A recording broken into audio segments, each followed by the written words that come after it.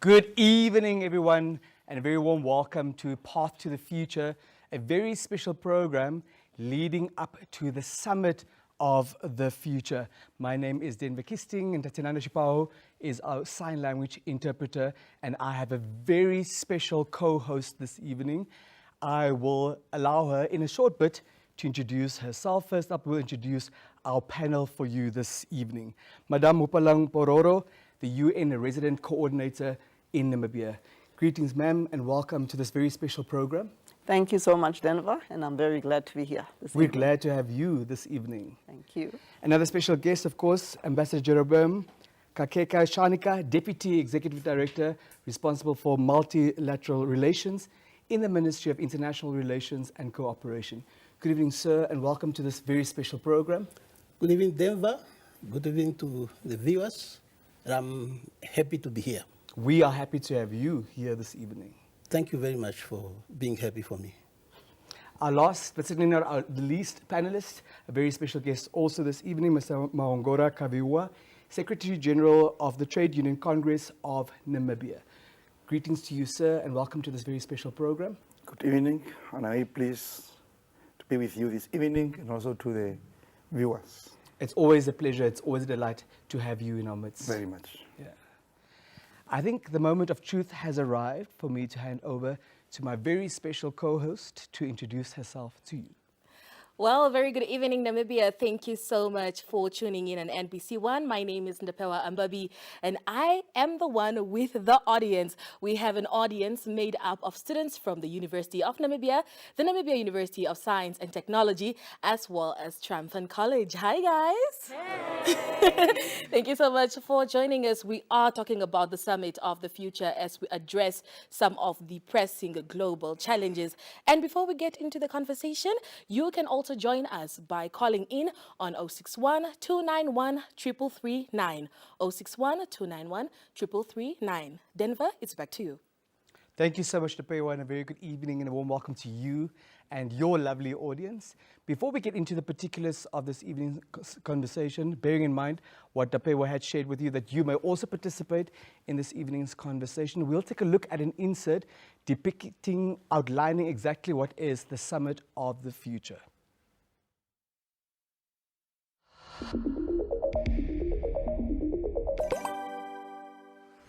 The Summit of the Future is designed for the leaders of the world to take a look at the whole global architecture, at how we do international cooperation, and to make it better. The most important ingredient is trust. The Summit is going to adopt 3 agreements: a Pact for the Future, a Global Digital Compact, and a Declaration on Future Generations. The Pact for the Future has 5 chapters on sustainable development, peace and security, youth and future generations, science and technology, and transforming global governance. You look at the UN and you think governments are the key players, and that's true, they're the ones sitting around the table, but they do so on behalf of their people. Civil society actors, young people have been involved throughout and will be at the summit. Private sector will be here in recognition of the massive role they have in shaping people's lives and opportunities today. This summit is for and by everyone, and everyone should see themselves reflected in it. The summit is not just 4 days in September. Most of the seeds that we plant at this summit will take some time to grow and flourish, and all of us have to be involved in holding governments responsible for living up to their commitments on the international stage. It's going to take all of us to make this summit a success.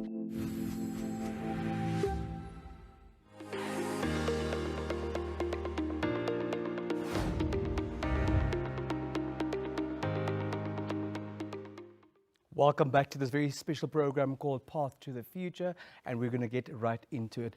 Madam Pororo, having heard some of those voices in the insert, particularly as far as accountability is concerned, what I take away from it is that we can only reach the Sustainable Development Goals if we have all hands on deck. So we have to hold ourselves individually and collectively accountable. And by far the most important ingredient we heard was trust. What do you make of that? Okay, thank you for the point, Denver. And really, I think at the end of the day, trust is what is going to bring us together, to be accountable and also to see what our governments are doing. And one of the chapters of the Pact of the Future talks about transforming global governance. And there, I think the main issue then is when we look at the structures which have been in place, they've worked for the past 8 years, but they're no longer working today. So in order for us then to really want to see us moving to a higher level in terms of our development, we need to have that trust, because when we look at it too, right now we have this whole this divide, yeah, across the world, where you find when it comes, for example, we can talk of access to resources, you find that the developed world has more access to resources than the developing world. And yet we are talking about achieving the Sustainable Development Goals at a global level. So if we are really going to be serious about reaching those objectives or reaching those goals, which already we have noted that we are already lagging behind with many of them, it's going to have to take us to come together, work together, and trust one another. A lot of what we see in the world with all the crises that are happening, I think it's because trust has broken down. So the question now is, how can we rebuild that trust? And this is what then at the Summit of the Future will be some of the discussions which then are deriving straight from that pact as well. Thank you very much.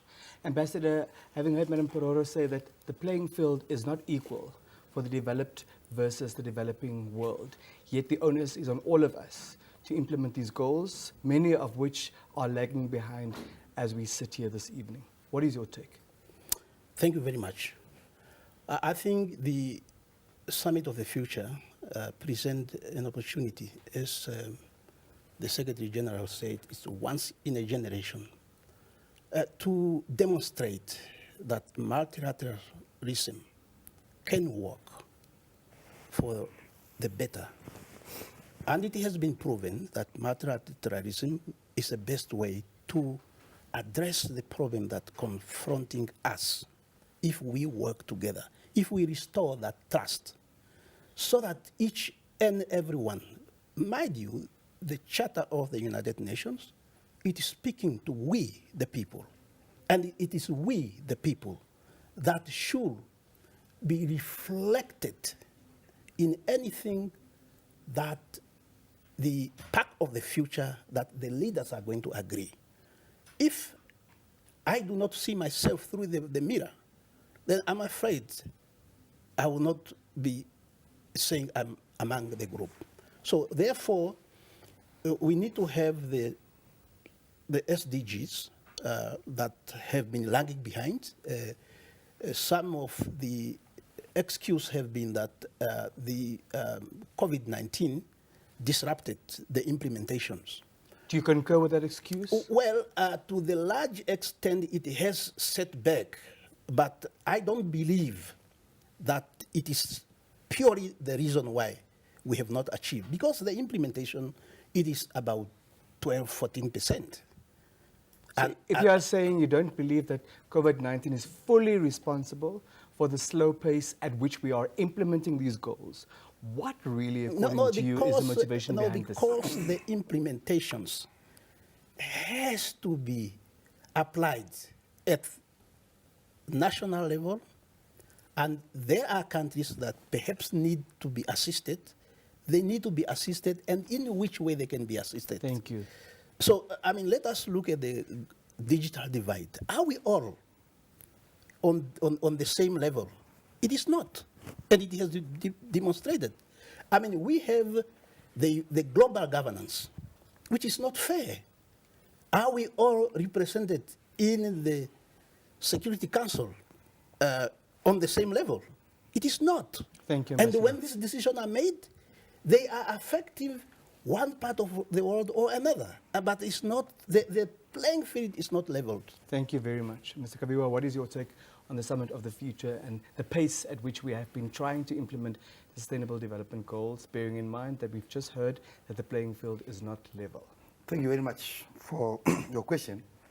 Allow me first to quote the UN Secretary General, who said that we can't build the future for our grandchildren with a system that was built for our grandparents, which means that all the arrangements that we have are completely outdated, and we need to redefine so that we know that group, which we call the young people, and those that are coming, what do they want and what is their desire.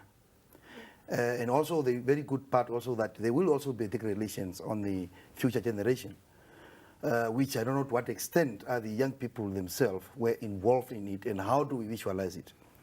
Now, the global architect system, it was using or operating then, because all these systems are coming as far as 1940 something, and now things have changed completely. That's why the reform of all the global architect systems need and are very necessary. Of course, the redistribution of wealth should be the core issue, where we have to hold the businesses accountable, they have to respond to it, and how do we also, and the good part also for Namibia as a country itself, we are discussing all these developmental programs and agendas at the time when we are now putting our NDP 6 together. So it means that we have to take the SDGs to become the working document for development of our NDP 6, so that we don't have excuses of saying that, no, we don't have funding for SDG programs and those kind of things, or funding for what is going to be agreed on the park and all those kind of things. So I think that we have to start using our international commitments to drive and to be domesticated so that it can drive also the local development programs. In relation to the quotation that you attributed to the UN Secretary General, namely that we certainly cannot be implementing a system for our grandchildren based on a system architected by our grandparents. What was created by our grandparents is not all bad, and we know that for a fact. So how does one strike a balance between retaining what was good from the current system, yet investigating what is toxic and what needs revisiting? The issue here is about the foundation. What they built, our grandparents, what they built, was relevant then. But that does not mean that their foundations where they built it, they cannot, because UN, we need UN. And UN was built by our grandparents. So we need now to reform the UN so that it can be responsive to the current generation. Are you saying it's no longer relevant as is? It is relevant because we need that dialogue. We need that interconnections, because globalization is there to stay. You can just fly here, go to Beijing, have a dinner and come back. So we need that cooperation. But however, we are not now in the war to the extent then it was created for. So we need to readjust it. We need to make sure that it starts responding to the current development, especially with the technological advancement and many more. Thank you very much. Ambassador Shanika, one of the matters that you flagged earlier during your introductory overview relates to the digital divide. As a multilateralism expert in our country, how does one draw a balance between what is respected as sovereign to a state? Because certainly some responsibilities must vest in a state. Our 8th ICT Summit kicked off in the Namibian capital today, coincidentally. Namibia needs to accept responsibility for the digital divide, yes or no? We certainly can't blame international powers, other sovereign states, for what we are not implementing back home. Yes, I do agree. But then you need to look at the decisions that are made internationally and the operational level. For example, if you were to, everything now is transmitted digitally. And if you are not prepared, of course, it is your fault. You have to ensure that your legislative framework is speaking or in tune with the reality of today.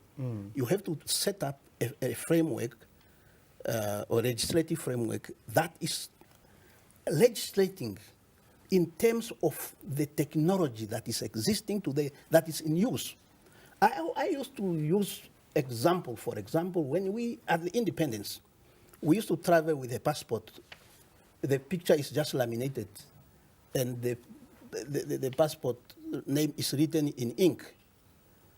And when the challenge confronted us, so then we transformed to machine-readable passport. Now, if you're still using the ink, the passport written in ink, who is going to accept your passport? Nobody. So therefore, you need to move as the world is moving.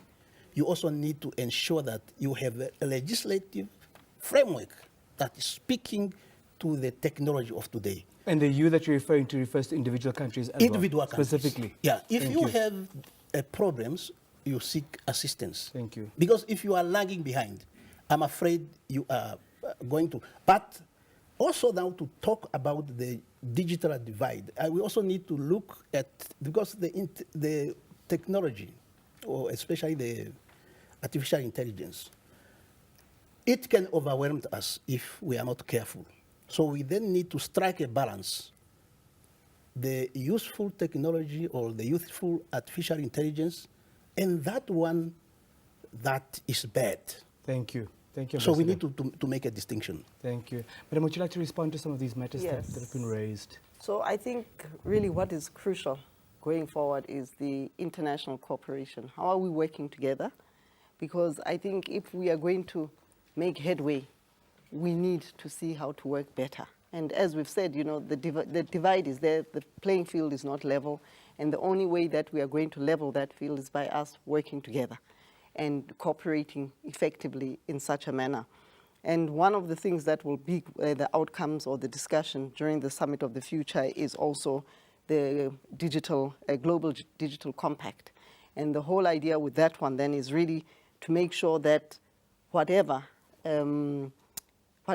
issues we are talking about in terms of digital AI, Ambassador Shanika mentioned about AI, is then how are we, those who are far advanced than other countries, how are they going to share the information, share the knowledge? Because if they retain the knowledge, information, that's where then the divide just gets bigger and bigger. So these are some of the elements which would be looked at or addressed during the Summit of the Future. The Secretary General has come up also too with a special or high-level advisory committee on the artificial intelligence to be able then to really see how we can level that field around that. Because, you know, with COVID, what we definitely learned was that there were some countries and within the countries which were far more advanced in terms of accessing internet connectivity, etc. So the issue then is how do we build on those good lessons which we learned during COVID to be able to move forward in terms of addressing issues. So I think these are some of the issues that we need to address as we move forward. There's one more point which you also mentioned, and this was about you know, the structures of the UN, which were adopted or established 1945, which is a long time ago. And the point is there have been some achievements, but the point is that in its current form, there needs to be change. And just looking from where we are, even here in Namibia and globally, the reforms of the Secretary General to even at country level, you know, to have resident coordinators, which before we had, but they were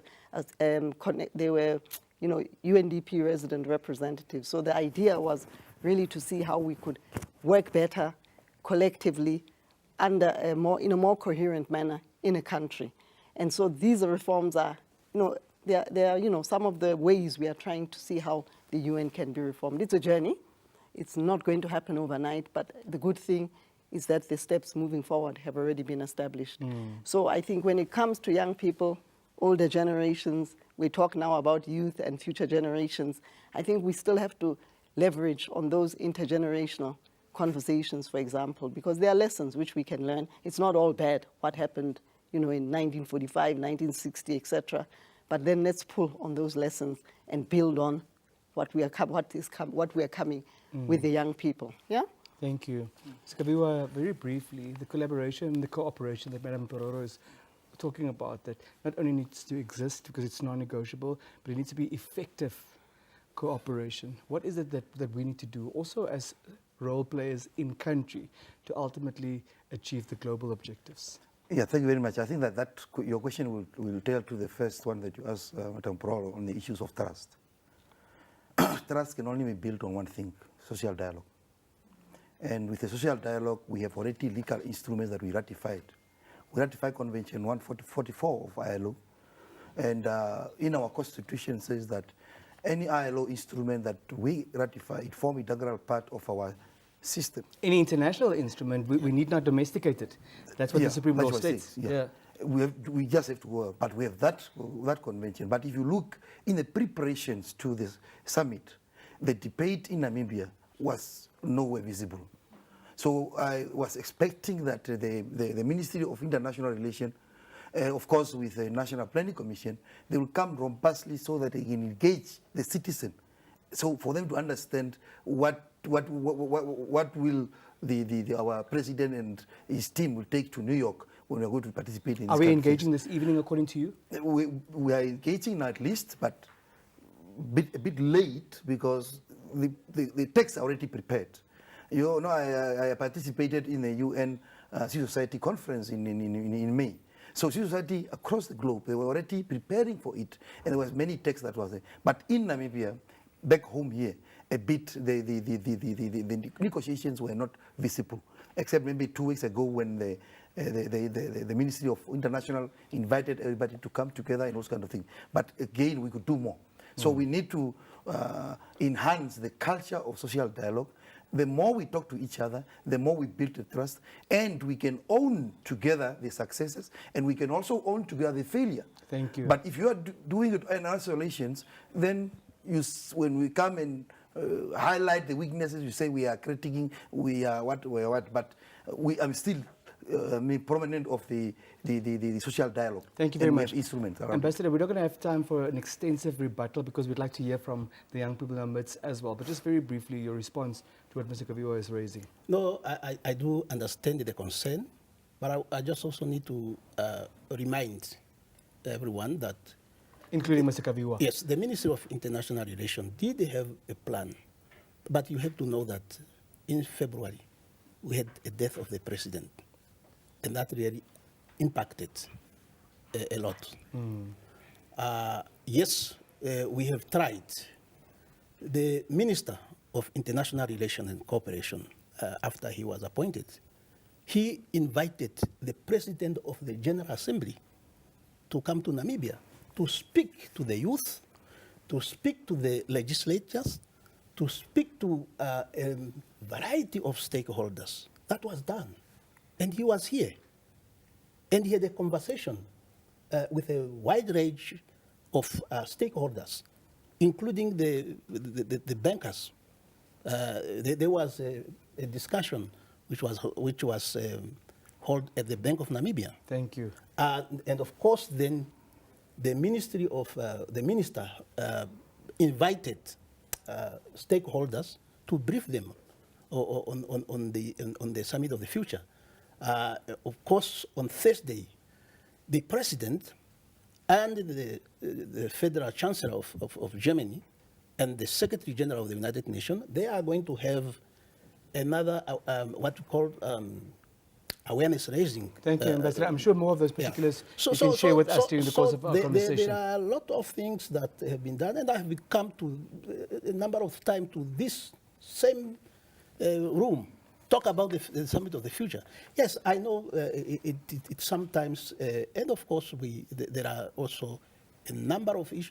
All our statements that we have been making, whether it is SADC, whether it's the African Union, we also emphasize the Summit of the Future. Thank you, Ambassador. And our co-facilitation role. Thank you so much, Ambassador. I know it's not enough, but my apology if that has not really been sufficient. Thank you for your concession. Tapewa, it's over to you. Well, thank you so much, Denver. We are definitely coming to you live from NBC One, bringing you a conversation, an in-depth discussion leading up to the Summit of the Future, which is taking place. That is, of course, later on in September. It's only right we engage our audience. As you see, the summit is about the future, and this is the future right here, right now. I'm joined by Kenisha Evanson from the University of Namibia. Kenisha, I want to find out from you, what do you think are some of the most crucial issues that should be addressed at the Summit of the Future? Okay, thank you so much. My name is Kenisha Evanson. I am a student from the University of Namibia, and I've listened to what the panel has discussed, and I understand the Summit of the Future is to produce an action document, pack of the future, and the one that I would like to touch base on, which is the financing of development projects. I took a few notes while our panelists were speaking, and I just want to understand how can international financing be made easy and accessible for African countries. I quote our current president, His Excellency Dr. Nangolo Mpumpa, on this, where he mentioned at the China-African Forum about how can international financing be made easy and accessible to African countries. I have a scenario. Say, for instance, 100 billion or 100 million is then given to an African country, compared to that 100 million or billion being given to a country in the US. If we are then, as Africans, being given 100 or 100 million or billion, how long will it take us to pay them back compared to giving that money or that amount of money to a country or a city in the US? So my question basically is, how can international financing be made easy can be made easy and accessible to African countries? Before I allow the panel to respond, I have a question for the madam. If we make it too easy for African countries to borrow more money, there is a school of thought that is of the view that we may then struggle to pay back this debt and land in bigger trouble. What are your thoughts around that? I think in terms of that, at the end of the day, African countries are less developed compared to our countries on the other side. So I know we do need the financing. African countries do very much need the financing, and them paying them back is something that we have been struggling. Paying back finances on the other side is something that, as African countries, it's not something new to us. It is something that we have been struggling with. At the end of the day, as I mentioned earlier, we do need the financing, and I think we can move around or maneuver around the fact that paying them back would take us time, but we do need the financing. That's the most important part. Thank you. And I also hear you call for more favorable conditions for African countries as far as these loans are concerned. But let's hear from the panel. Perhaps we can start with you, Mr. Kabiwa. Do we need a greater access to financing as African countries?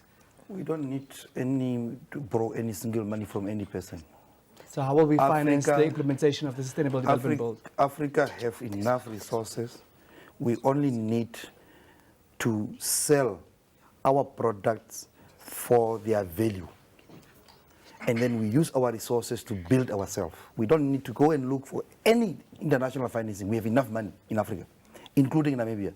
So for me, I'm not proponent for the borrowing and whatsoever, and we need to make sure that the debts in Africa are the threats to human dignity in Africa. Because the way we are taking debts for consumption, not taking debt for investment in most cases. Thank you. So it's very important for us to understand that we don't need those kinds of things. We have enough resources for the citizens. We have to get our priority right, and we hold each other accountable. Ambassador, do you concur with that stance? Well, let me respond to the question. Yes, I think one of the issue about the summit or the Park of the Future, I think is to look at the global architect, that is including the international financial system. It must be reformed in the way that enable the issue that you are addressing now. So that even there is presentation, there must be a representation. I think also the issue that I have not spoken about when we are talking of the about the issue of the Summit of the Future awareness. The Vice President, Her Excellency Dr. Netumbo Nandi-Ndaitwah, has a panel which is called Amani Africa. And on the 27th, launch a report. And one of the issues that are addressed in the report, it is about reforming the international financial institution so that those African countries that are borrowing, they must be borrowed in a way that enhances their development, not constraining them. And I do agree that when you are borrowing, you don't borrow for consumption. You borrow to finance projects that have long-term impact on the development of the country. Thank you, Ambassador. Yes, if I have to respond to his question. Not elaborately, please, No, Ambassador. I also don't believe in borrowing. Yes, we have enough resources in our country, but our resources, they are part of international financial system. So when we are reforming this financial system, it must also include the way our resources are extracted. What do They you must mean, be Ambassador, extracted what do in you the future. mean that our resources form part of the international financial system? Yeah, because when you sell your resources, where are you going to sell? It's the bank that are financing those transactions. So everything must also be looked into. Thank you. Madam, what is your stance? Well, I think the point which I would raise, I think, has already been said, in the sense that part of the discussions, Pact of the Future, it's talking about, reforming the international financial institutions. So definitely this is something that we need to look at, because the way those institutions are right now is that the grants, the loans are available, but the problem is the very high interest rate, and therefore it makes the debts even more higher. And once then, that also puts us in a situation where whatever the country is earning in terms of earnings, it's now paying off those loans, and then you're not able to invest the money in development projects, development activities. So that's something that needs to change. But at the same time, too, there is money in in Africa, the money is there. But maybe what we need to be looking at now is really how we can better ensure that that money has a turnaround in terms of return on investment, so that we are able then to, support some of these initiatives which we are having as countries as well, because the money is there. Thank you. Yes. Thank you. Tapewa, it's back to you and the team. All right. Looks like Kinisha was not yet done. Kinisha, your final remarks? Thank you so much. I do fully agree with what our ED just has mentioned. However, this question is directly to you, SG. You then have mentioned, in response to my question, is that we do not need to borrow these finances. I understand that these finances are borrowed for development, national development purposes. However, my question stands, when do you think we can reach a point whereby we don't need to borrow money from the other side and we fully make use of our current resources? Yeah, I think you're slightly adjusting your question, which is perfectly fine. Perhaps we can also just give one of the other members of the audience the opportunity to ask if they have a question to ask at this juncture. All right. Erickson Dinenge is also one of our audience for this evening, and he is from Triumphant College. Erickson, your question is, how can young people contribute to the success of the summit? Thank you so much for the question. My name is Erickson Dinenge from Triumphant College. I believe that we need to trust one another. We need to build trust. We need to learn how to work together. And then we need to educate ourselves using the past to predict the future. So I think that is my point. Any questions? Currently no questions, All right. but I'll come for questions if I have any. All right. Thank you. All right. For all of our viewers who are watching from home, you can also participate in the conversation. That is by calling us right here in studio on 061-291-3339, 061-291-3339. Denver, it's back to you. Thank you, Tapewa. Thank you so much to you and the team. Madam Pororo, let's have regard to the extent to which the Summit of the Future plans to speak about climate change. That is a hot potato at the moment, as it should be, and also to the extent to which we'll have due regard to the commodity called peace, and what are we doing to nurture it where it exists, and what are we doing to bring it about in jurisdictions where it no longer exists or where perhaps it never existed. Okay, maybe let me understand the question, because I hear you talk about climate and then peace. So I'd like to hear from you. To what extent does the Summit of the Future plan to address climate change at the same time? And while we're at it, look at how we can restore peace on the continent and on the planet. Okay, so yes, certainly issues around climate change are crucial. And when we look at the changing weather patterns throughout the world, we see that definitely we are having problems in terms of the climate and how it's affecting our economies. And I mean, when we look even here at Namibia, we know that Namibia has droughts, it has floods, droughts. So question is then, it shouldn't be something that shocks us, because I think it's only going to get worse with the patterns that we look at. Even as right now we are talking, we know that Namibia is facing El Nino, and already we have a whole good number of Namibia's citizens who are all struggling already to get food. So this is one thing I think that when we look forward, we cannot talk about a future without addressing issues around climate and what we need to do about climate. So definitely a lot of discussions, you know, about now how do we get even financing to help us in terms of mitigating or even adapting to the climate change. And therefore, these different COPs that we've been having discussions around the world discussing climate are really to look for those solutions. But again, too, the arguments which then which arise then is that the effects of this pollution, which is happening too in the world, is happening in developed countries, but is coming back and is affecting us then as developing countries. And then why should we now pay for something which we are not attributing to? So again, we go back to a situation where the field is not level. And how then are we going to be addressing those kind of discussions going forward? And this is something that definitely Summit of the Future, that those kinds of discussions will have to happen in terms of then the climate fund. How are we able then to support that moving forward? So that's one issue which certainly we have to look at moving forward. Just one moment. You're touching on the resolutions taken at the Conference of the Party engagements, the COPs as we know them. And what you just highlighted is namely that the African continent does not significantly contribute to global gas emissions, yet we also pay the brunt of their consequences and the impact. And now we all have to pay to rectify the situation. There appears to be a lack of commitment on the part of some countries, particularly those making very serious undertakings at Conference of the Parties engagements when it comes to putting their money where their mouths are. What is to happen about that? What are we to do about that? So I think, again, for me, the thread right there again is the trust.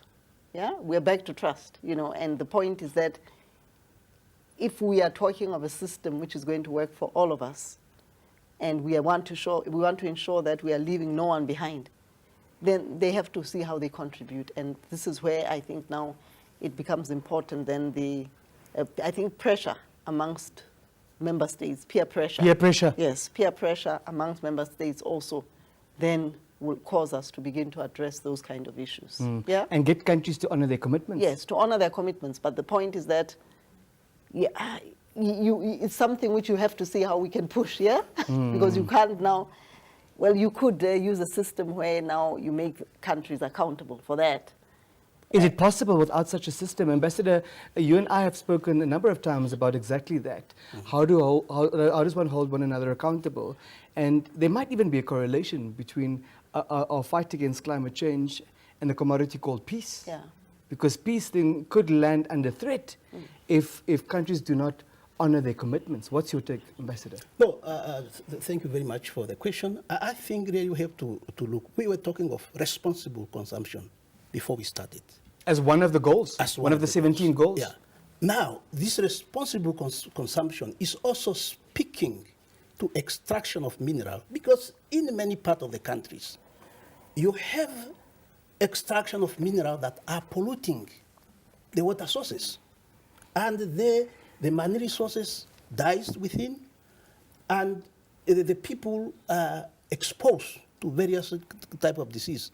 So therefore, we need to hold each other accountable, because if the impact of climate change are felt by the community, and they are felt in the way that it disturbs their peace, then that is how the peace evaporates.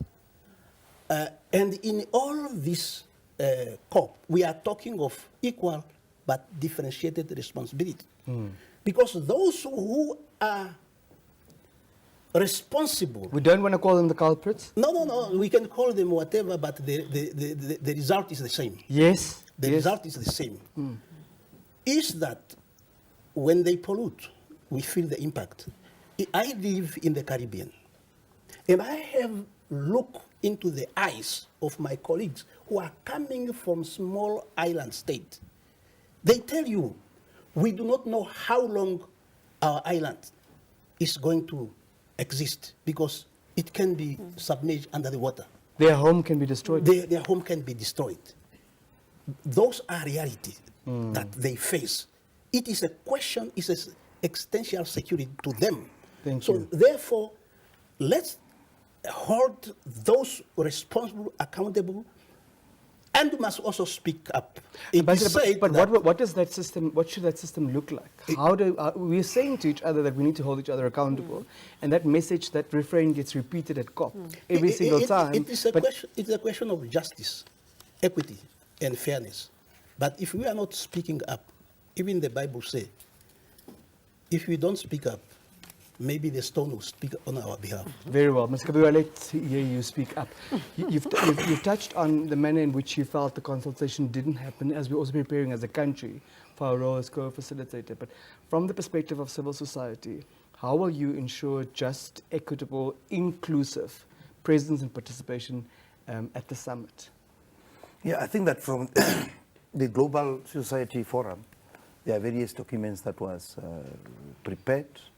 The text was shared and all those kind of things, but that is at the global level. I wanted to see it more at the national level because the grassroots, they want to have to fit the decision at the global level. I don't want it to be other way around, where it comes from top to bottom. It should be bottom-up approach that I'm interested in. And this could only happen if at the country level, people embrace the culture of social dialogue. We should know that we only have one common denominator called Namibia, Africa, and the globe that we have. The unfortunate part, coming back to the earlier discussion, is that they are making for the issues of climate ideological issue. Who's they? Who's they? Sir? If you go now in political science spectrum, you will realize that President X, when he take over, have a different perception about the climate. This one have a different perception about it. So it's becoming a political issue, the climate. Whether that is the right way or wrong way, I don't know. But again, we have to take it from that angle that, of course, when we are engaging everyone across all the spectrum of discipline, we have to ensure that the only inheritance that we have is the earth. If we destroy it, we are not going anywhere. So it's very important for us to realize that we should never politicize too much the issues of climate, but we need to make it an integral part, and all of us, we have to defend it. And more especially, our resources must be geared towards that. The issues of tax reform is very important, because tax reform is the only thing that could add as a redistributive formula or ingredients. The way the international companies are evading tax and all those kind of things, but not holding them accountable. The way we are also not transparent when it comes to the issues of tax and borrowing and those kind of things, all those are keeping us backwards. But the bottom line is that all our programs, we have to ensure that we fund it from ourselves and we work towards it aggressively to ensure that we protect Namibia, we protect Africa, and our resources work for us. Thank you very much. Tapira, I'm sure the audience has a question or three still for the panelists. If they are ready, we'd like to hear from them. Remember that you, as members of the public, tuned in on NBC One or on the NBC Plus application, could also give us a call in a bit, 061 291 3339. 061 291 3339. We're talking about Summit of the Future. If you have any questions for members of the panel, you can do so in a bit. Tapira, it's over to you and the audience. Thank you so much, Denver. I'm now joined by Iyalo. She basically wants to talk to us and also just add to that is Erickson's words. As earlier on, we did ask him, how can the youth contribute to the summit? Iyalo, what do you have to say on that? Yes, my name is Iyalo Shinjele and I am a student at the University of Namibia. I could quite resonate with what my learned colleague did share, that what we need is to contribute towards the whole summit is trust. But above all else, I really believe that young people can contribute through active participation, advocacy, and by bringing innovative ideas to the table. So they can mobilize on issues like climate action, digital equity, and human rights, ensuring that the summit outcomes reflect the interests of future generation, and also just the youth involvement in decision making and processes that can help drive bold and forward-thinking policies. Also bringing us back to the question that in what innovative and impactful ways then can young people assertively engage and ensure their voices are not only resonated but actively shape in decision-making processes during the Summit of the Future, while also driving sustained influence on the implementation of its outcomes long after the event concludes. Thank you. Yellow, you look like you're ready to participate in the Summit of the Youth. If we can just pass the mic on there to Seblon. Seblon, what question do you have for our panelists this evening? Good evening. My name is Seblon Moses. The question that I have is has to do with climate change. We were discussing about climate change right now, and I'm an agricultural student, an animal science student, and I just want to know what are we doing as Namibia towards climate change, since it's really a big issue and it's affecting us as Namibians. Well, Denver, I guess it's back to you and the panel. Thank you so much, Tapewa, and thank you, Lord Tapandula Unine, and thank you, Seblon. What are we doing as a country ambassador to deal with climate change from an agricultural perspective particularly? And then we can also get into Lord's question after that about how we ensure that the participation of young people is indeed authentic and it will indeed reverberate long after the summit, as opposed to just window dressing. Should I answer for What, agriculture? what we are doing as a country to fight climate change. Okay. Well, there are programs that are in places in the respective line ministries, the Ministry of Environment and the Ministry of Agriculture. I mean, we talk of adaptations, we talk of to be resilient, and there are programs speaking toward those goals. But the issue of climate change, I think really we have to look at it in a holistic way. First of all, we have to prepare. Preparedness strategy is one of them, because you don't foresee when this is going to impact you.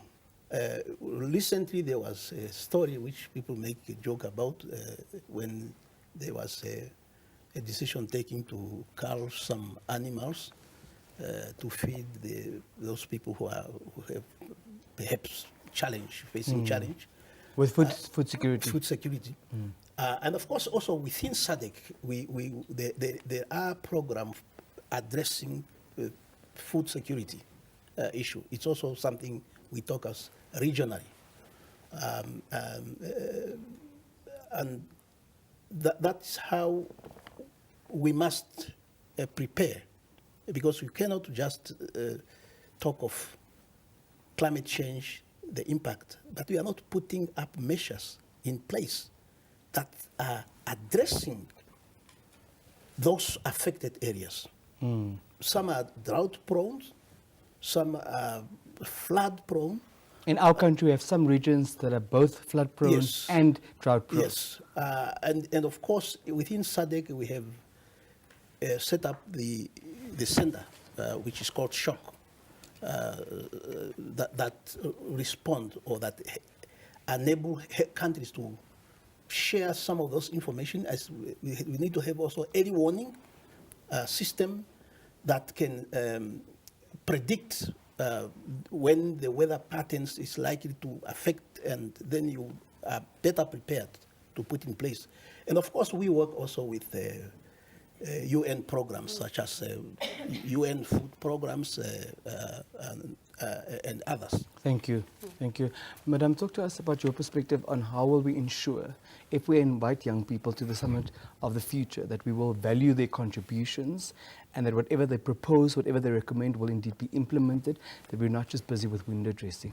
Okay, before I get to that question, I wanted just to add on to the question which the young man asked about agriculture.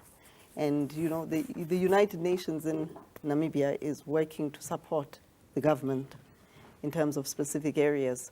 So we have what is called the United Nations Sustainable Development Cooperation Framework. And within this framework, one of the pillars which we are working on is on environmental, transformation. There's another one which is also looking at economic growth. Within this, then, we have various entities of the United Nations, like the World Food Programme, which is then working on school feeding programs, for example, in order to ensure that, all children get access to meals And within the food, with the World Food Programme, FAO, we are looking at, you know, how we can increase productivity in terms of agriculture. And working with the specific line ministries, these are some of the things that we are doing. We are also looking to see how we can look at agriculture with young people in terms of enterprises along the value chain to ensure that, you know, jobs are created, etc. So there are a number of programs which are happening also in terms of environmental, number of issues. Even with this particular El Nino, which we're talking about right now, we've managed to mobilize some resources, humanitarian resources, just for the drought, to be able to ensure that we supplement or complement what government is doing in terms of ensuring children, women, lactating mothers, etc., have access to food.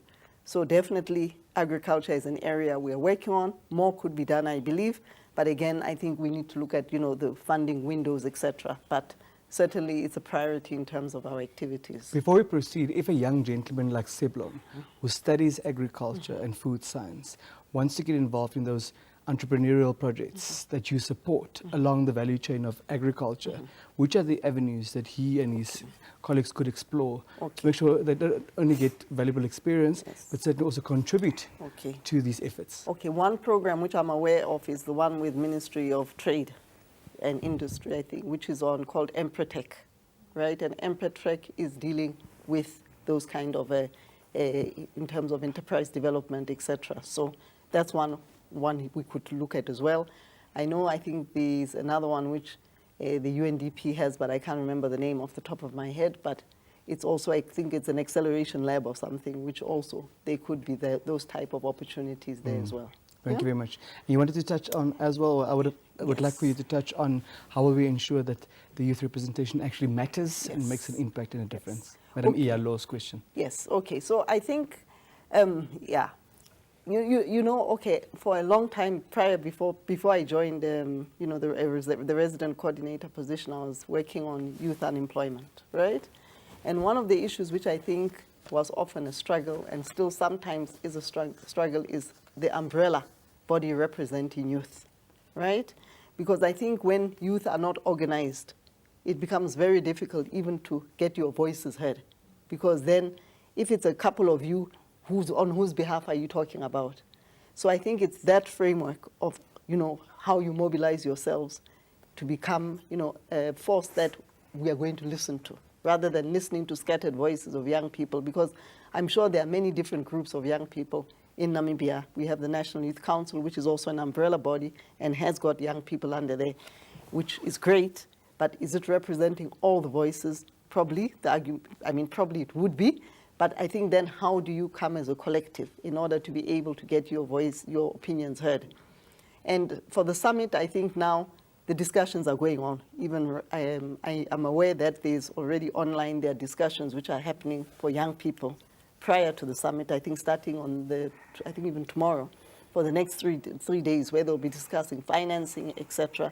But it's young people. So these are the conversations which you join in, and you also then be able to talk on Namibia's voice. Now, for me, what I think is more crucial is after, you know, the recommendations of the pact, right? Because the summit of the future is happening. Now, the next step, which will be important then, is now the pact of the future. How are we going to implement it here? What does it mean for you as Namibians youth? How are you going to mobilize yourselves to be able to have your voices heard in that? I think, was it Mr. Kabihuha who spoke about the National Development Plan number 6 processes which are ongoing.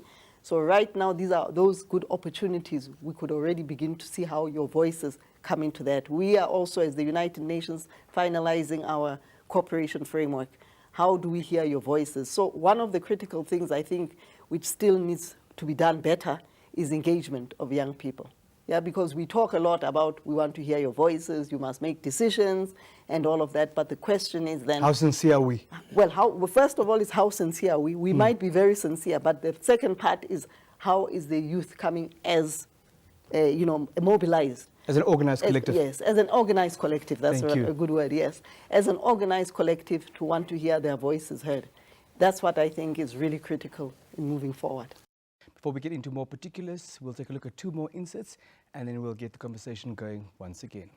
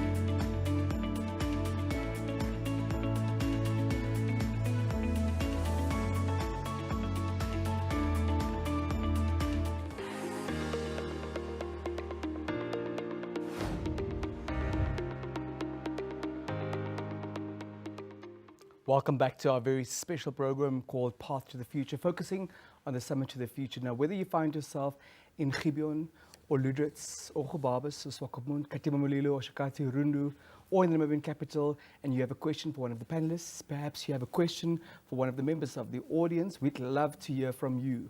061 291 3339. 061 291 3339. Please switch off your television set or move away from it to avoid any confusion. Keep your questions, your contributions brief, to the point, and certainly always respectful. Tapewa, it's over to you and members of the audience.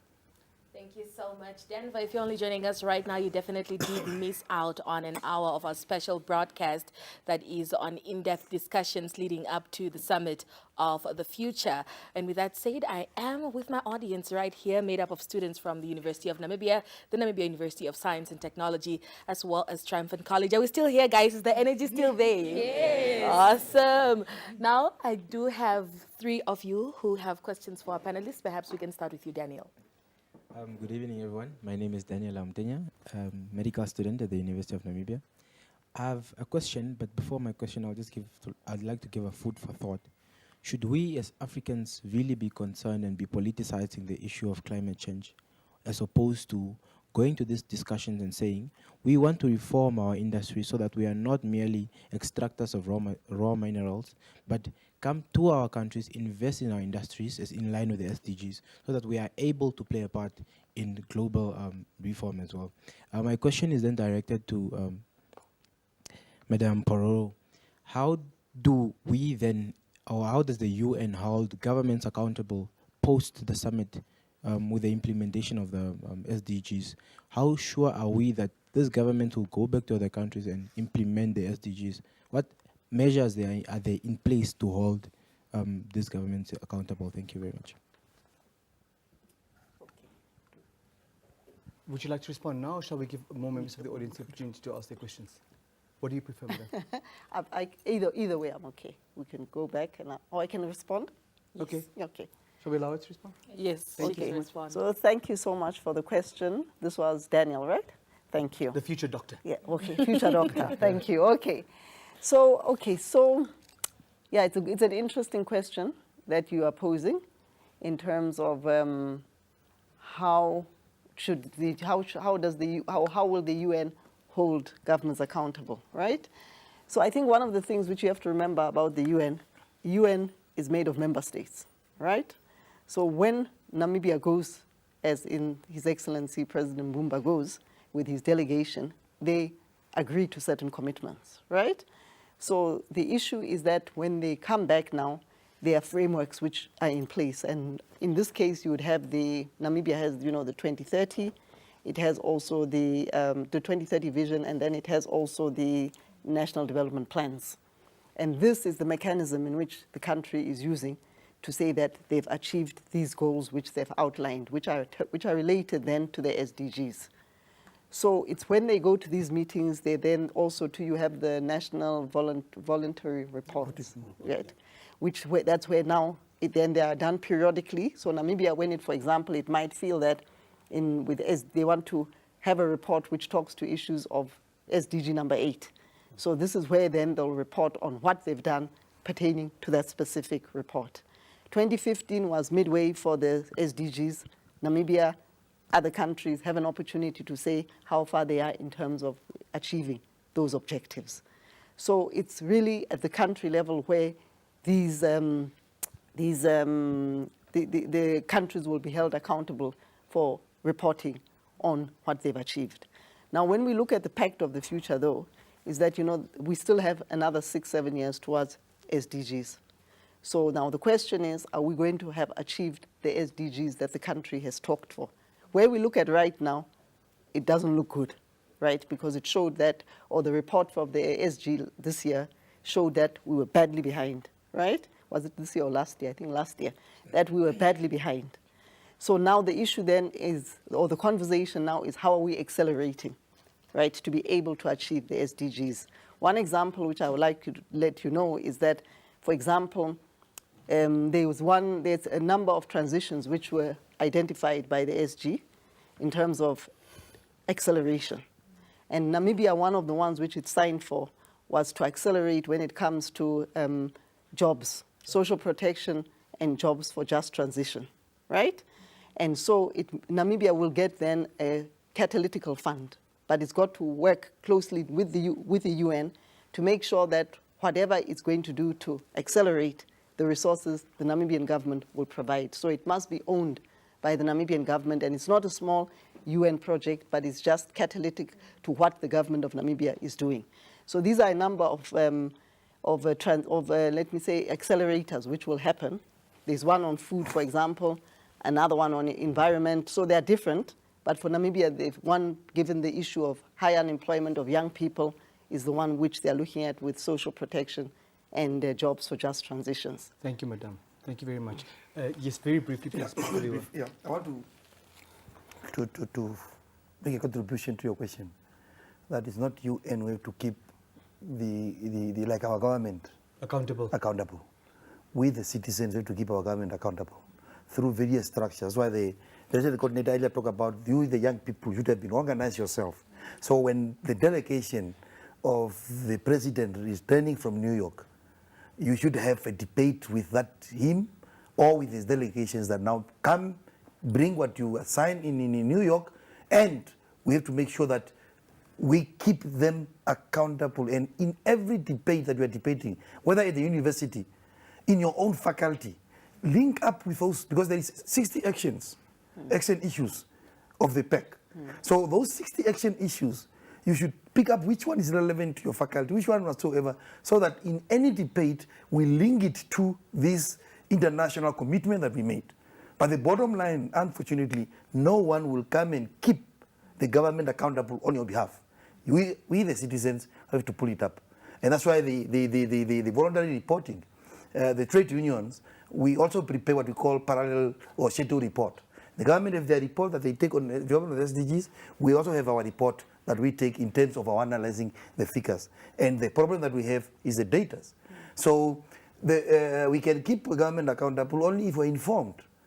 And that tells you that now we as the citizens, we have to become interested in all our dealing and national development plans so that we be able to keep them accountable. Thank you. Also very briefly, please, Ambassador. Yeah, I think the resident coordinator had put it nicely, that the UN is a member state driven. It's not the UN that holds countries accountable, but the member state and the citizen, as it was alluded to. But sometimes you ask students, how many of you have interest even if in knowing either it's the national development plans or the national voluntary that was talked about here? So sometimes those things, you see them on TV, but do you have interest in going and interrogate them so that then you can say what is done is not done in our best interest? Thank you so much, Ambassador. Right. It does sound like Mr. Tapewa is recommending that we shouldn't be sleeping, none of us, and also interrogating whether or not we are interested as young people. Back to you, Tapewa. Thank you so much, Denver. So the question to you guys is, are you ready to hold government accountable, seeing that you are the youth and the future? All right. Tapewa, the floor is yours. All right, good evening. My name is Tapewa Nakashona. I'm from the Namibia University of Science and Technology, and I am a marketing student as well as a presenter from the radio station. So before I ask my question directed to the panel, I just want to touch on the question which Iyalo posted about youth involvement and all that. So I generally believe, just to post my thought on that, is there is no channeled procedure, or we don't have a pattern of coming back to also accountability. So I feel like government is there, like late Honorable Hage Geingob said, government is there to provide a platform. So there should be a channel that comes up and says, this is the channel, let's hear what the youth want. When the youth come in, and like the representative from the UN said, when the youth come in and say this and how they have brought themselves, and then governments sit and provide the platform. Once the platform has been provided for the youth, and then the youth use that platform, and then after can we have accountability. Otherwise, we will keep having a back and forth of, you're not giving us jobs. and you're not giving us, because government cannot provide a platform when the youth is not being innovative to say, here is what we want and here is what we can get. So my question now, pausing on the 10th SDG goal, which is reduced inequalities. Looking at the summit of the future, we cannot shy away from the fact that there is always a scramble for investment. Looking at many countries having a mixed economy, so many investors from the private sectors come to scramble all these the goals with different projects, getting tenders and all of that.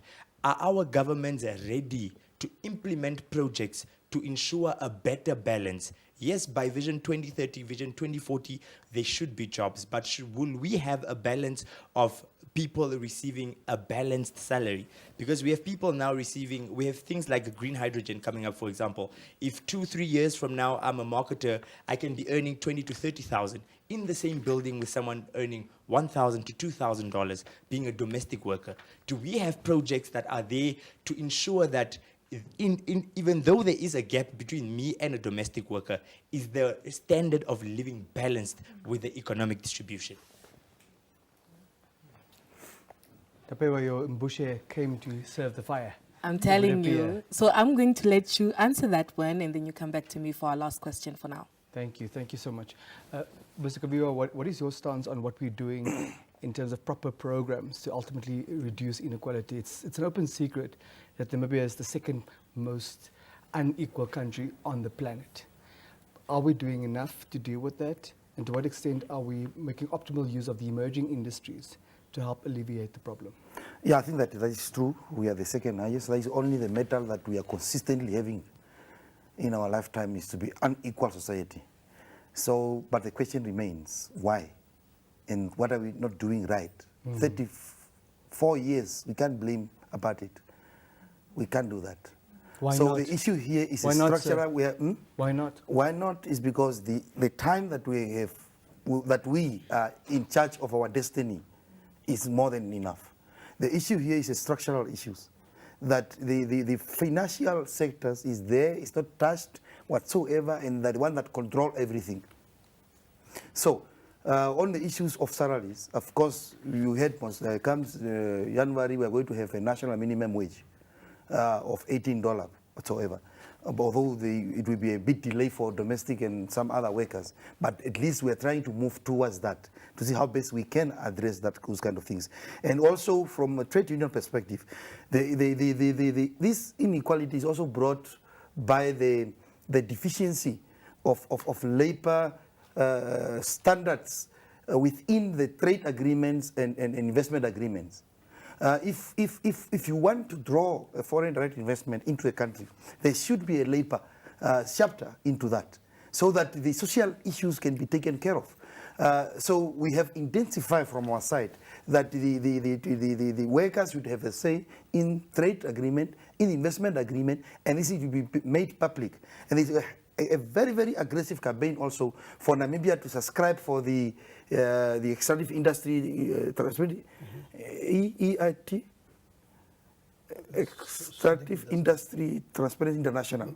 Yeah, for Namibia to subscribe for it, so that our mining contracts can be made public, and you know that whoever mining your resources, these are terms and agreements that they agreed upon. The most important thing is that we are not benefiting from our resources. And the moment we structurally start addressing those uncomfortable topics of economy, we will get it right. Look at the Botswana now. They make it bluntly say that the beers, let's have 50% share. If you want, pack and go. So, but Namibia, we haven't boldly make those decisions to address the inequality. Mr. Kaviwa, just two matters. Are you happy with the minimum wage of $18 per hour? Is that a decent wage, number one? Number two, we are a constitutional democracy governed by the rule of law, and we have one of the most progressive supreme laws of the land on the planet, and we also have a very progressive Labour Act. Are you saying that those legal instruments are not sufficient to deal with the manner in which the investors employ our Namibians? They are not at all. The issue here is that, you know, that the reason why Ramatech closed, what was the reason? Very simple, because workers start demanding the decent wage. We're talking about minimum wage. But from our side, we want decent wage. Is $18 per hour decent? It's not decent at all. But at least it's some way to start something. Thank you. Thank so you very that much. we will start improving on that kind of things. But the most important things is that the social chapter in all those agreements must be included. Thank so you that very much. whoever comes here, I don't agree that you have a mine in Toronto, you have a mine somewhere there. You can't even say that, no, you, the mining company, tied up this road. But those, they are disturbing, destroying all those kind of things. So Thank you. we have to go back to basics. Social dialogue is very important. Social dialogue, social dialogue. We need to entrench social dialogue. Let's talk to each other.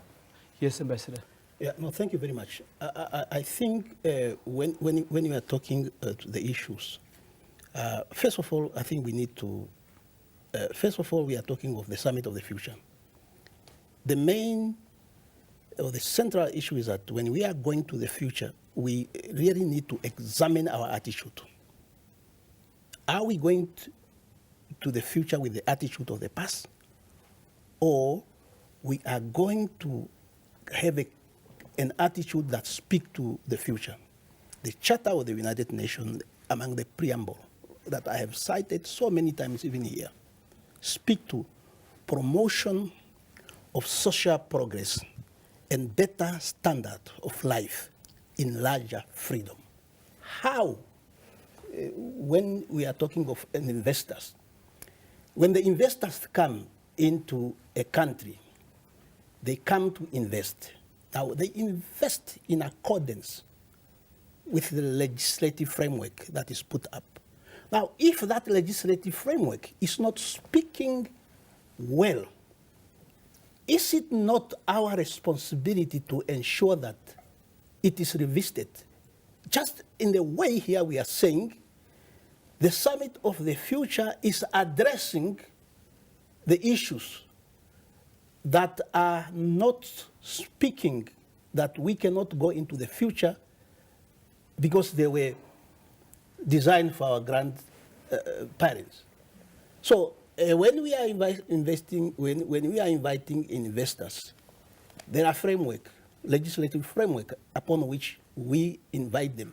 And one of the issues is that when we extraction, there must be value chain so that these resources that are extracted, they must be transformed into a finished product in our country so that they are able to produce or to provide job opportunities and the skills, know-how, so that tomorrow, if this investor is not obeying our laws and they close up, then there is a skill in the country that can continue.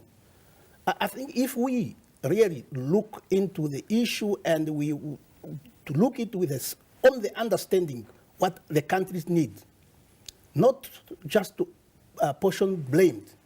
This country is ours. Ambassador, while you have the floor, Ambassador, in terms of our role as a co-facilitator, are we heading to the summit with an attitude of our grandparents? Or how are we ensuring that we, as co-facilitators, heading there with such an attitude? As co-facilitators, we are to facilitate, to ensure that, again, as I said at the beginning, the multilateralism work, because we can sit together and agree so that we can restore trust. But how prepared are we for that role? Because it's a very serious and important it's a serious role as co-facilitator. Let me just tell you, as we are talking now, the 78 sessions is coming to an end next week. We have a number of countries that have broken silence over the Pact of the Future. So the co-facilitators are now engaging those member states that are not happy so that we can, at the last minute, at least come up with the Pact of the Future that agreed up on by consensus that the leaders who agreed on. To break the pact.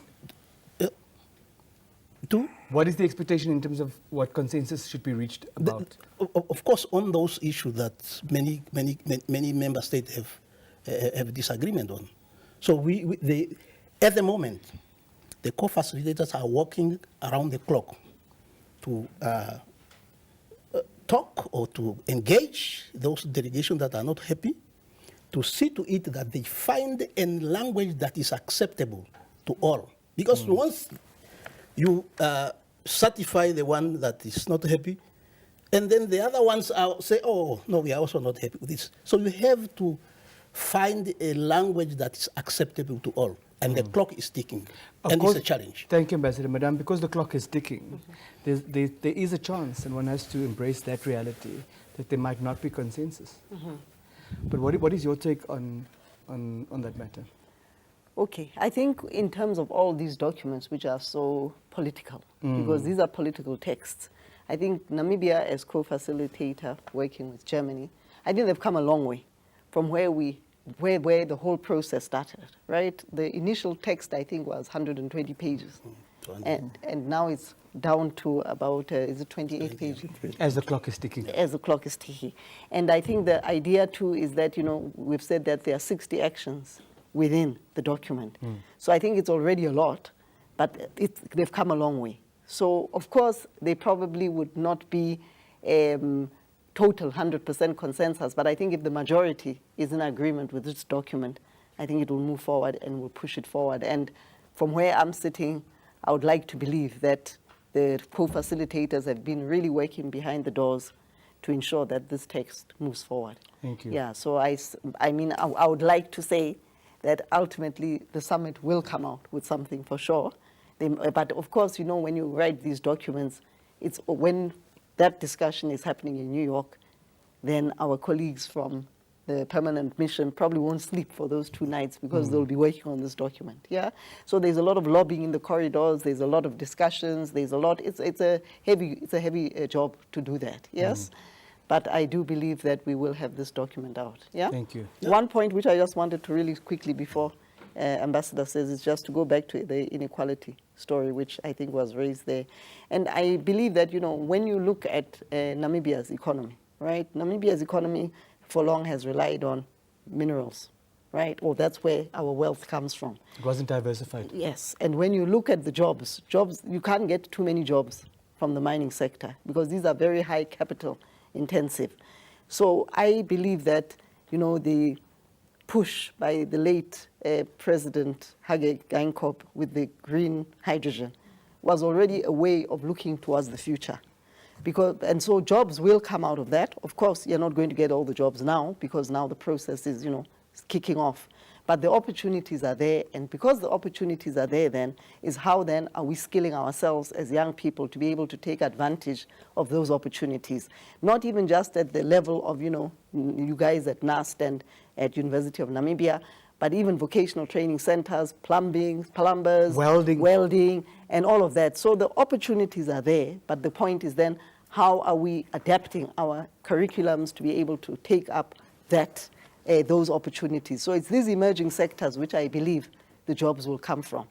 And this is what then I think the discussions must continue as to which those sectors are. Agriculture is one, but we can't be doing it the way we've done it before. Let's look at value addition.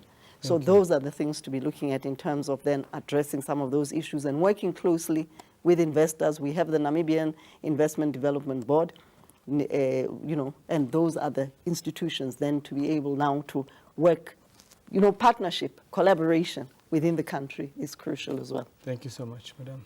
Of course, responsive and agile curricula, we will need more of that. Tapewa, it's over to you and the members of the audience. Thank you so much, Denver. Yvette, it's over to you. Good evening. My name is Salome Yvette Chongarero. I'm a student at Triumphant College. And my question is for Mr. SG. And it is one of the talking points, number 17. And it is, how is Namibia collaborating with international organizations and other countries to achieve the SDG? Yeah. Thank you very much. Is that it for now?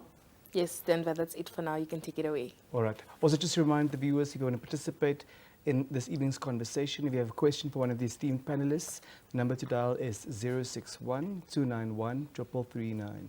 061-291-3339.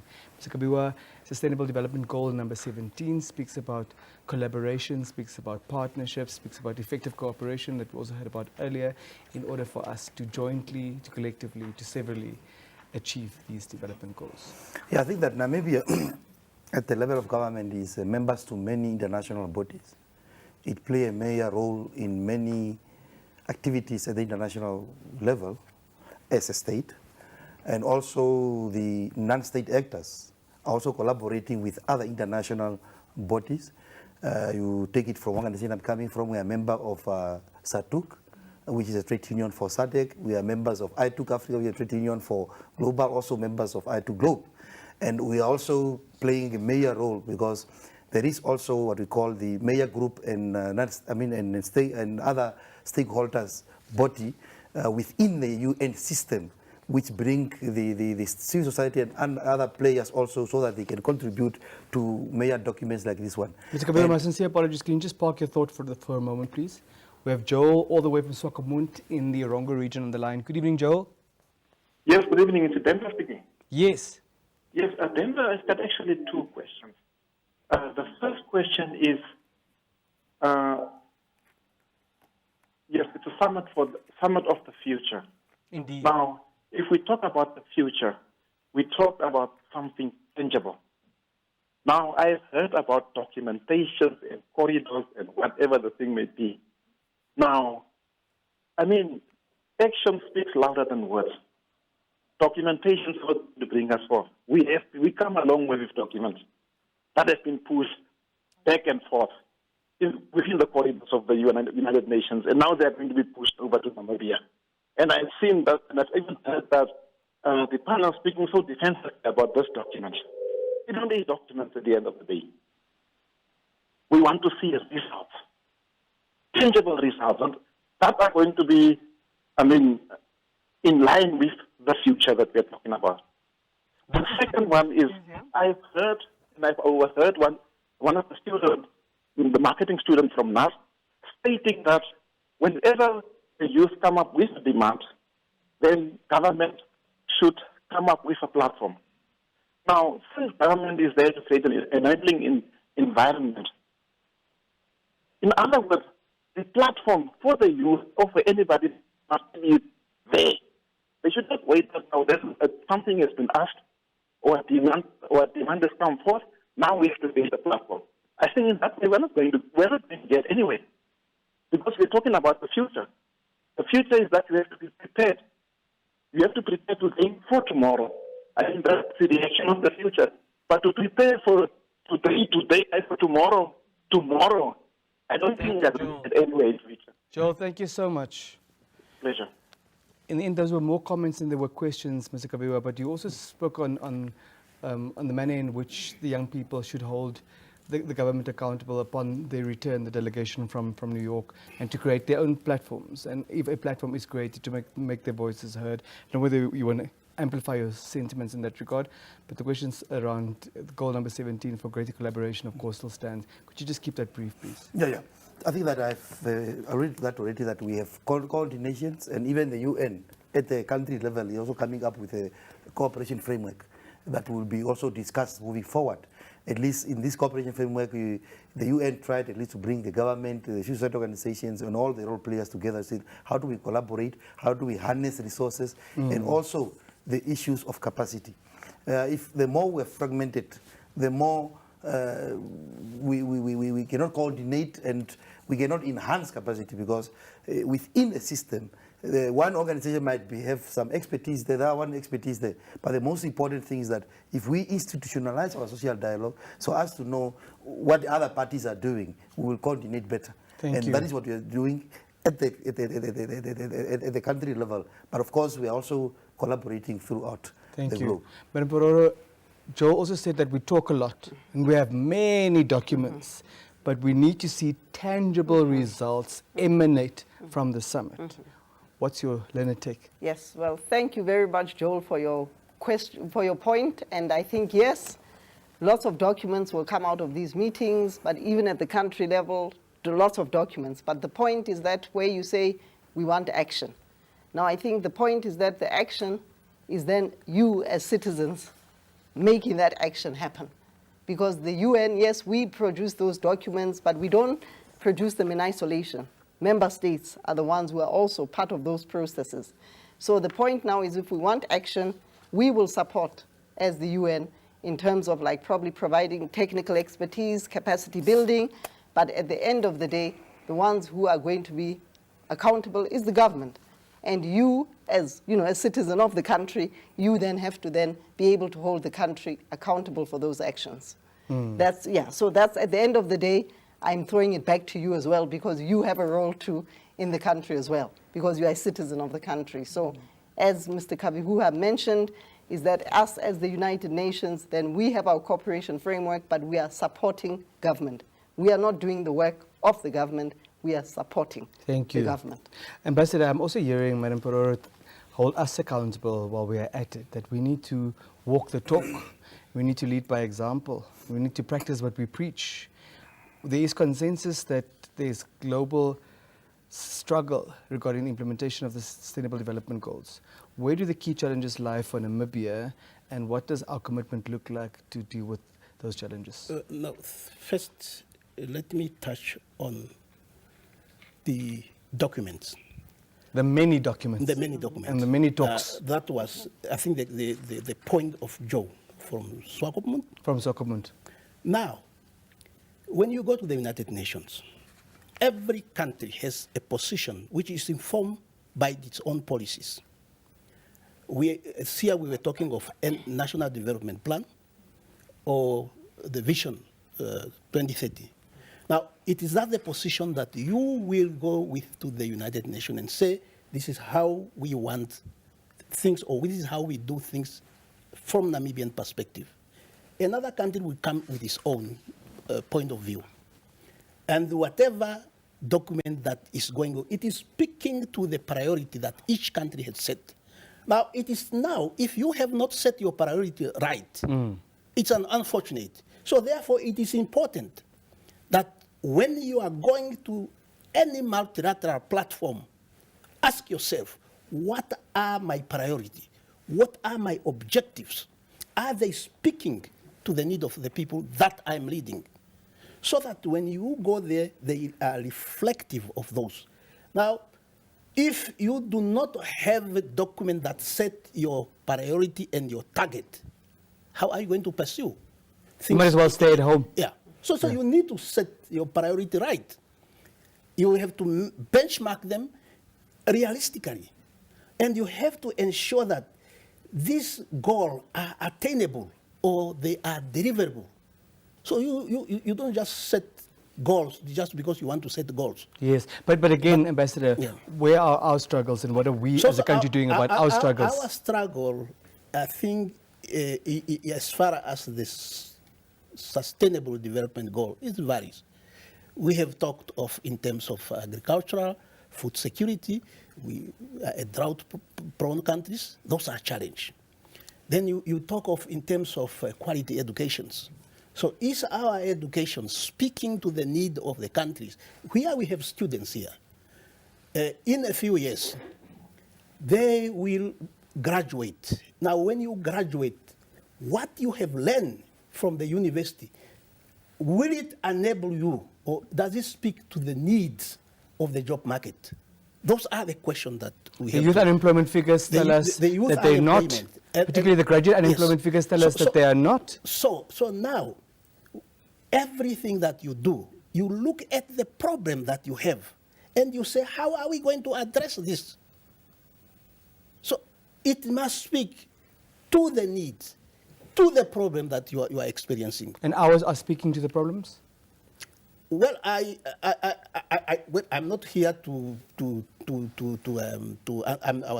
talking of the Summit of the Future, but I'm saying, as a person from the Ministry of International Relations and Multilateral Relations, I am responsible for the multilateral policy. Very well. Thank you, Ambassador. I'm not responsible for agriculture. I'm not responsible for what. But I'm saying the role that a country plays, it plays in terms of the policy and the target that it sets. We're unfortunately in a serious race against time. We'd just like to hear from Dapewa and the audience again as we're starting to slowly wrap up our conversation this evening. Well, that's right, Denver. Now for our last question from the audience tonight, Fanny will be posing. Fanny, please go ahead. Yes, I'm Fanny Shongola, a public management student from the University of Science and Technology. And my question is directly to the Secretary General. I'd just like to ask, how can we then renew and refresh the currencies of our society, including enhancing innovation skills in regards to, or in the context of the Summit of the Future and inclusive of the SDGs? Is that it from you and the team, Dapewa? That's it for Da- now, for for myself now. and the team. Tapandula Unene. Ewa. Mr. SG, they don't want to leave you in peace and alone, thank you it very seems. much. Yeah. I think that the question also to the previous interventions, where I said that the results of this Summit for the Future, it is well positioned, unlike the SDG. Because when the SDG came into existence, we already had developed our NDP 5. So now, when we're implementing SDGs in terms of allocation of resources, it was a bit complex because this is a big plan. You have already a plan here, so the financing of SDGs become a problematic. But with this one, we are in a better position because we are in the process of developing our NDP 6. So whatever coming from New York now, we have to see best how can we, based on the 60 actions that are there, which one we can include them into our national development so that they can be costed through fiscal and those kind of things. But are we an innovative people as Namibians? Do we sufficiently prioritize innovation? This is a difficult question, that one. Because I'm coming from the pressure group called trade unions. And from our side is that we have already positions on many things. We have to deal with the issue of inequality. We are not... But through innovation. Yeah. Through innovations, I was saying that we have to look at what the architects that we have, financial architects that we have, how do we reform it through the innovations? How do we deal with the issues of job creations? How do we deal with the issues of establishing a supply chain? All those kind of things, the proposals are there. But whether are we getting them through to the government, because unfortunately, if we don't have that clear dialogue where we can exchange notes and agree on various actions and hold each other accountable, we share information, it will be difficult. Can you agree that we had a clear dialogue this evening, Mr. Kabiwa, for the record? On this one, we had at least discussed around it, but whether in the document that went to New York, we inputted in that document is the question to be Remains answered. to be seen according to you. Yes. We've run out of time, unfortunately. Just your brief concluding remarks on the way forward. Yeah, my conclusion remark is that as we are coming back from, those that are going, Ambassador, as they are coming back from New York, hopefully you also call us so that they can tell us, and then we have to roll out to you, the young people, to the universities, get the interest. When they come out, get their numbers, engage, let's engage. Let's engage. The information will never come itself to you. You have to go and hunt for information. Thank you. So you can lead the horse to the water, we're going to make it to drink. So it's very important. Let's deal with it. Thank you. Ambassador, your final thoughts before we allow you to go get ready for New York? You can be rest assured that if you come to me, I can give you my number now. I will not run away from you. I will answer any question you have given to me to the best of my ability. If I'm not able to answer it, like what Denver was trying to say, I will find a way to sneak it. But the question is that the Summit of the Future, as we were talking during the break, is that we need to every citizen of the country need to really look into it. And we say to ourselves, this is the future, either for our generation or for our succeeding generation. How do we want, after the pact of the future is passed, how are we going to look at this pact of the future and apply it into our own country? Is it going to speak to our need and priority? How are we going to prioritize, whether in terms of the program that we are putting up, so that it speaks to our needs? But it is us, we the citizens, that we have to make the future for us. And we cannot. Thank you, and I Ambassador. want to tell you We've that run out of time, unfortunately, the Ambassador. Summit of Future is not a promised land, that we can make it a promised land that we can walk through. Thank you, And the Ambassador. land and the honey and milk can flow. But we have to make it possible. You're saying you can't run away. We'll catch you, Ambassador. Tapandula Unene. Madam, you have the brief final word this evening. Okay, thank you. So 2 quick points. First point is innovation. Innovation, I believe, exists in Namibia. Question is, how do we incubate it and how do we make use of it? Yeah? So that's one thing which I think is critical, and it's, I think, something which probably, we need to look more at, but it definitely exists. There has to be innovation, but then it's how to promote and also then incubate, etc. Second point is, I think, now in terms of what next, yeah? And I think what will be very crucial following the Summit of the Future is now for us to collaborate. NBC, media, the different entities, universities, how do we all build such that we are all going to own what is coming out of the Pact of the Future? The SDGs were there, but I think the point is, even when we talk as who knows the SDGs, it's probably a lot of government, but does the citizen out there sitting somewhere in Tsumkwe, do they know what the SDGs are? And yet they are contributing to them. So the point is, I think it's how now we pack that in terms of dialogues, in terms of media, in terms of conversations like this, NBC, and use all the different platforms we have in order to see how we take the whole issue forward, taking opportunity of NDP 6, as has been mentioned, and other frameworks which are being developed in Namibia is crucial. Thank you, Madam. As far as the NBC is concerned, our promise remains, it's ours. Thank you. Yeah. Gentlemen, lady, thank you so much for your time. Thank you for sharing expertise so generously. Please travel safely, Ambassador. We can't wait for you to be back and invite you back here. And if you do run, we will catch you. Thank you for that promise. And thank you also to Tapewa and the audience for your fantastic contribution and presence and keeping us on our toes this evening. Thank you so much, Denver. Thank you guys for coming through. Are we ready for the Summit for the Future? Yes. Amazing. Well, from myself and Dapoa and the entire team right here, it's thank you so much for tuning in and goodbye. But back to Denver to say his goodbye. Please wave. Thank you so much to Tapewa and the Future. Thank you also to Tatenanda Shipawu, who was the sign language interpreter for this episode. And thank you for the team who worked relentlessly and around the clock to make this production possible. We value your contributions as well. And for me, Dan Singh and my panelists, it's bye-bye.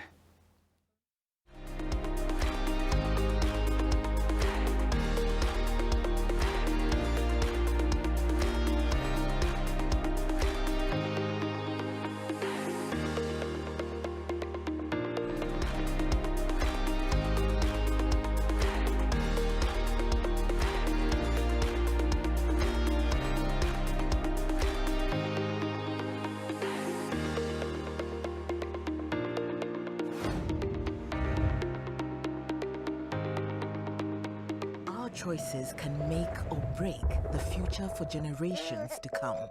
In just 100 years, humanity has made extraordinary progress. But we've also gone from this to this. This generation has a duty to consider how our choices will impact the 10 billion people who will be born before the end of this century.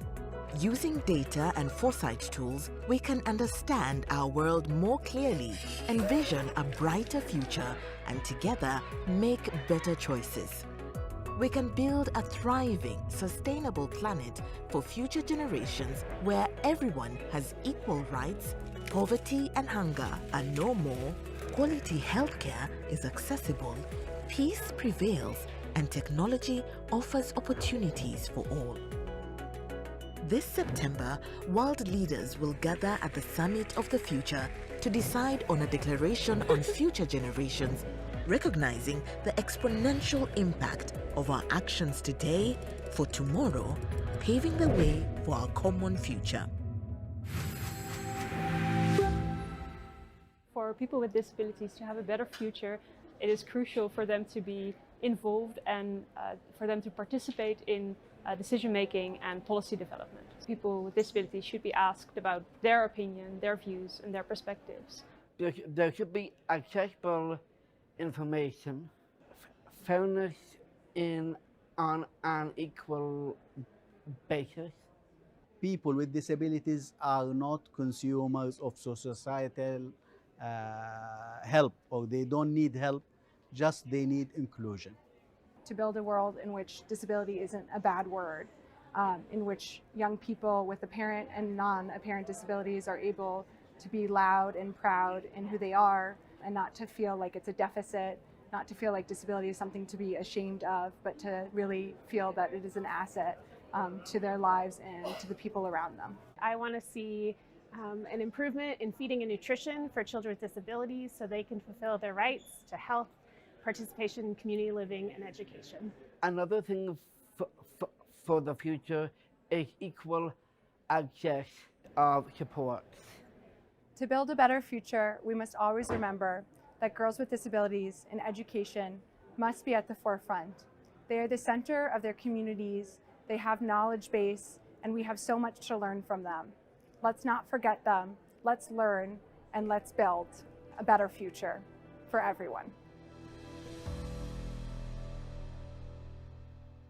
The Summit of the Future is about how we cooperate at the global level to solve our biggest shared problems, and that includes the problem of not having implemented and not having reached some of the goals that we've already agreed, including the Sustainable Development Goals, the principles of the UN Charter, the Universal Declaration of Human Rights, the Paris Agreement on Climate Change, and so many other goals and agreements that we've already reached that would really deliver the future we want. But it's also about how we cooperate to address the new opportunities, fast developing digital technology such as AI, and how we minimize the risks of some of those developments. It's about how we solve problems at the global level, how we work together, and how we deliver a future that is fairer, more sustainable, and better for all of humanity, and not just the few who benefit these days from these developments.